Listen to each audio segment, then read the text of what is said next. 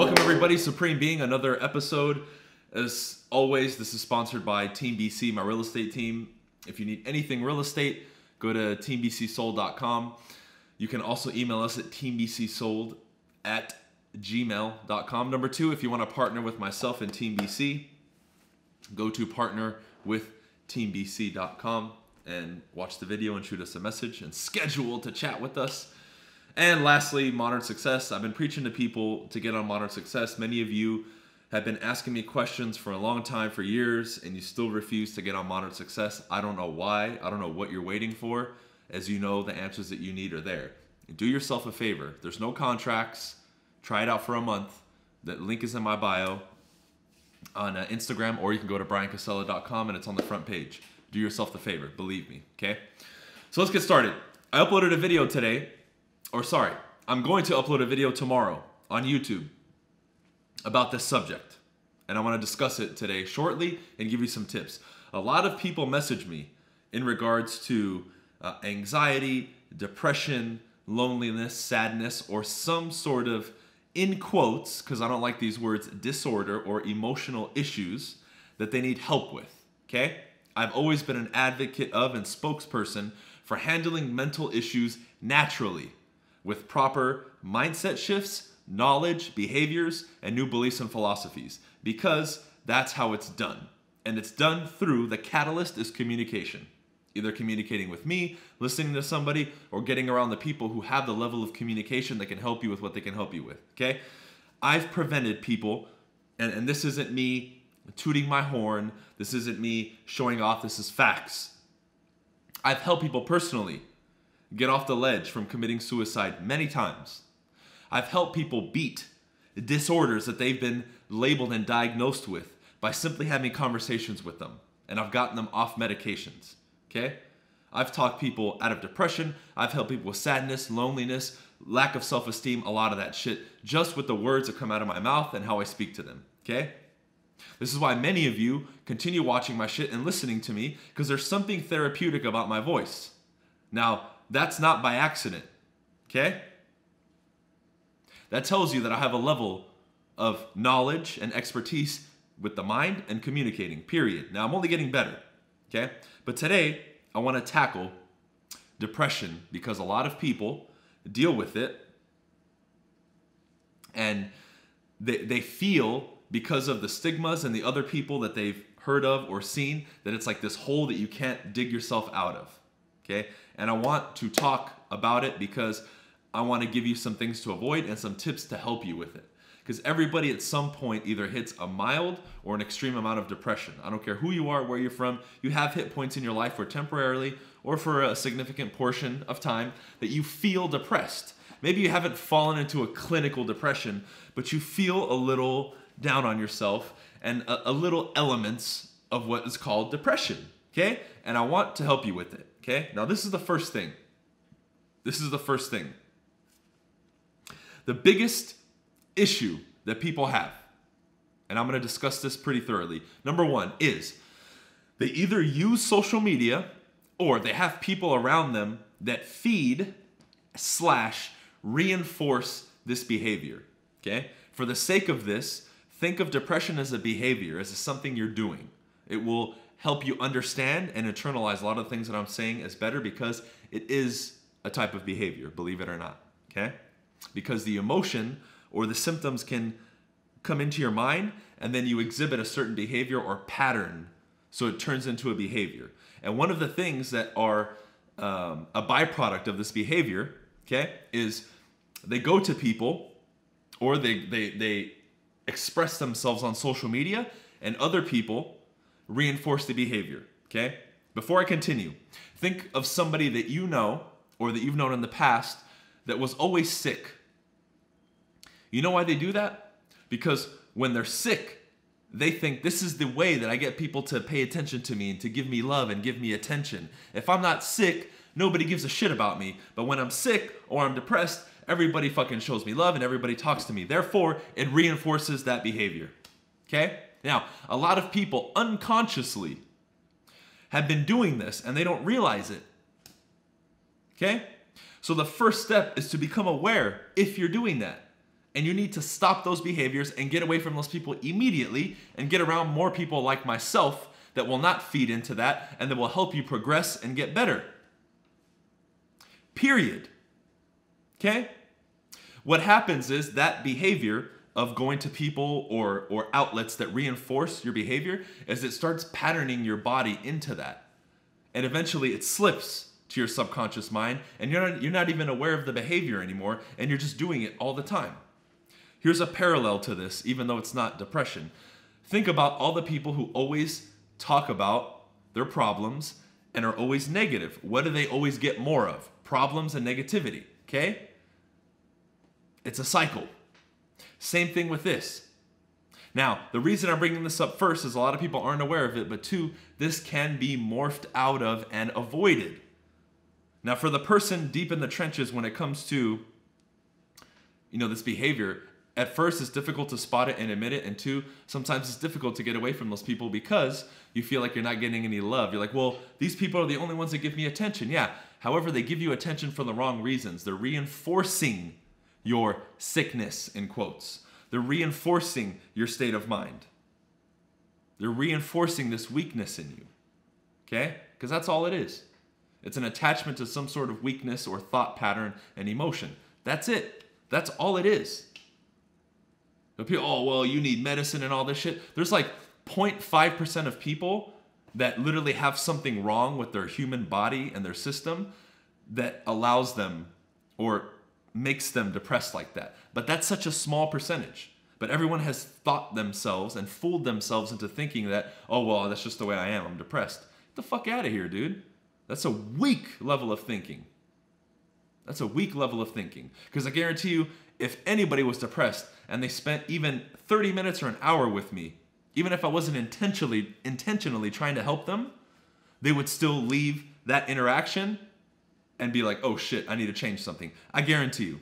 I 100% guarantee you. Okay? So stay away from these outlets and people that reinforce that behavior. Period. Okay?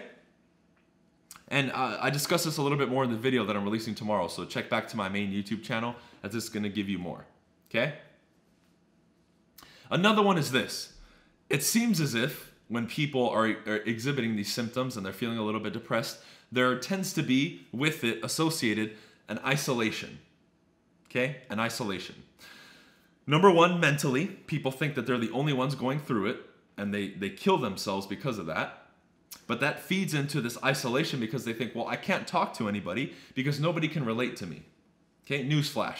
No matter what you're going through, there's billions of people, like Trump, billions and billions, right? There's billions of people on the planet. There's at least somebody else on this planet who's going through exactly what you're going through. And odds are, statistically, it's probably thousands, if not hundreds of thousands of people who are going through what you're going through, period. I don't care how bad you think it is that what it is that you're going through. That's facts, okay? The biggest mental trap, one of the biggest negative mental traps for people is to think that no one understands them and that they're alone. It's bullshit. It's a false mental trap that will cripple people mentally, 100%. That is bullshit. Because if you tell me, well, you can't prove that there's other people out there that are going, that there are other people who can relate to me and going through the same thing. Well, if that's the case, then you can't prove the opposite either. You can't. Okay? So the biggest piece of advice I can give to people is you have to start the antithesis of the first point. You have to start getting around people who do not reinforce that behavior and socialize and interact with other human beings. That's going to be the quickest way. You know why? Because then you can start tapping into other people's energies. And you get your mind off your own bullshit. You want to fast track to that? Go help and serve others. Even if you have to go to a fucking local charity or soup kitchen and donate your time, do that. And watch how quickly you'll start reversing some of these symptoms. I guarantee you. I guarantee you. Okay? Associated with that is this. When somebody is going through this period of being depressed or having issues, they've fallen into a pattern of behaviors, like I said earlier. So let's zoom in a little bit further. Let's look at the activities that person is doing throughout the day. That pattern has to be shattered. They're doing certain activities from the moment they wake up to when they go to sleep, and I guarantee you a lot of those activities are feeding that state of mind. Feeding that state of mind. That has to be recognized. They need to identify what they're doing. Then they need to systematically start changing what they're doing throughout their day. Period. Whether it's removing certain things or adding certain things. Some things that are easy that I'm going to recommend for you is getting sunlight and walking outside and getting fresh air and being in nature. Some sort of meditation / breathing exercises. Reading, not bullshitting, watching motivational videos on YouTube. Educating yourself about something and reading a fucking book. Okay? Those 3 activities, I guarantee you those people that are depressed are not doing those things. I guarantee you. I guarantee you. You need to add that. Now, additional to that, I guarantee you there's certain activities that feed into it that have to be identified. But those people aren't writing down what they're doing and then looking. You know what I mean? They're not looking at, okay, I'm doing this, I'm not doing that, I'm doing this, I'm doing that. They're not. They're not even aware of their fucking schedule anymore. They just mindlessly go from activity to activity. Okay? So adding what I said in the beginning and then identifying what they're doing, I guarantee you they'll see. Hey, whenever I go to this, I end up being around the wrong people and I end up drinking or smoking and I don't want to do that right now. Boom. Okay, I'm going to start avoiding that activity and not putting myself in that environment. But until they write it down and identify it, they're not going to be aware of it and they're not going to be able to do anything about it. Okay? Adding on to this. Okay? Many people need to reconnect with what they enjoy doing and what they love. And the people who are depressed are not doing that. Whether it's spending time with a certain person, whether it's playing the fucking piano, whether it's going to the local charities, whatever it is. There's certain activities and hobbies and things that people enjoy doing. And when somebody's depressed, they're not doing that shit. I guarantee you. It doesn't have to be some fancy thing. It could be something simple. Super simple. One thing that I enjoy doing, and it comes in many different forms, is exercising. If I exercise, I feel better. And that could be walking around my neighborhood. It could be boxing. It could be playing basketball. It could be swimming.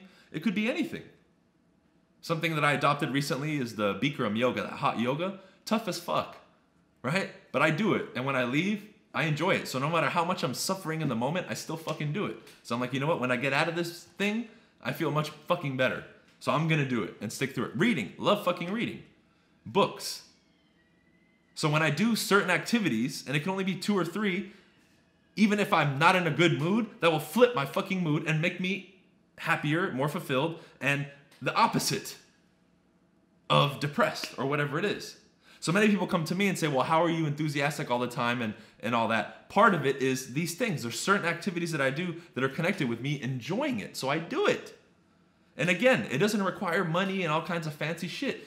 You just have to find these simple things. These simple pleasures, I guess, would be the correct phrase or statement or whatever it is, right?